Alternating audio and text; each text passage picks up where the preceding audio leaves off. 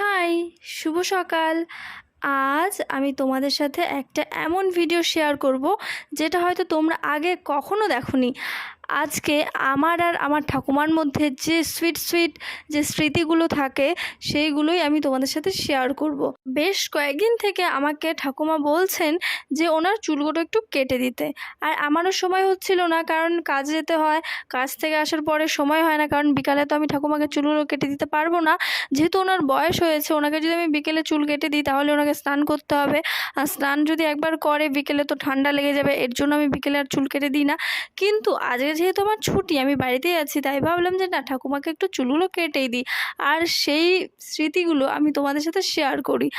আর হ্যাঁ, অনেকের বুঝতে হয়তো অসুবিধা হয় যে ইনি কি ঠাকুমা নাকি ঠাকুরদা, কারণ এনার চুলগুলো ছোট ছোট, তাই তোমরা অনেকেই বুঝতে পারো না। তাই ভাবলাম তোমাদের সাথে এই ভিডিওটা শেয়ার